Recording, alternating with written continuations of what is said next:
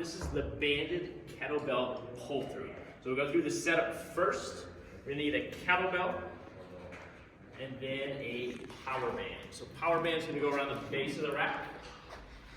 You'll feed that right through itself. And then with the kettlebell, you're gonna go through the middle, and then you're gonna loop it right over the top, and that's gonna sit right on there. Here, loop around. So with this pull through, it's a good hip hinge exercise. The band does a couple of things for us. One, it kind of forces us or pulls us into a good hip hinge position. Two, it gives us something to push up and against. So I'm gonna grab this first, just normally, bring it up. Then I wanna get some tension on the power band. So I have these pads here. I'm gonna work my way out to the front of these pads. I can feel that band already wanting to pull me. My focus here is bracing at my core, keeping those bottom ribs tucked in, and letting the band almost win. So that band is just gonna pull me.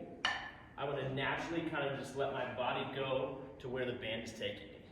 To get back up, I'm gonna use hips, glutes to push up and against the band. Let the band win, bracing at my core, keeping that good flat spine, flat back. Use my hips and glutes to then push back up to the top. So I want to feel a lot of work, back of the legs, glutes, some hamstrings, but nothing lower back. I have the pads here set for my hip range of motion.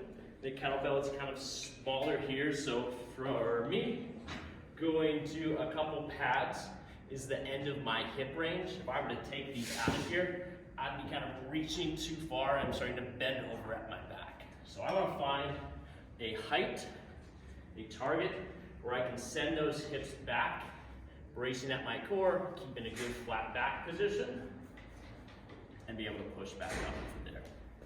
If you're a little taller or have a smaller kettlebell, it may be a couple more pads, or it even could be one of those wooden plyo boxes. With your feet, I want to focus on shifting my weight back towards the heels, but not losing pressure at the ball of the foot or ball of the pinky toe. So almost thinking about pushing the floor away, or if I was going to stand on a piece of paper, I was going to rip that piece of paper with my feet. So I'm here, last one, hips back. I'm going to pull the part or push the floor away, rip that piece of paper with my feet. Use my hips, glutes to push back up against the band. That is the power band kettlebell pull through.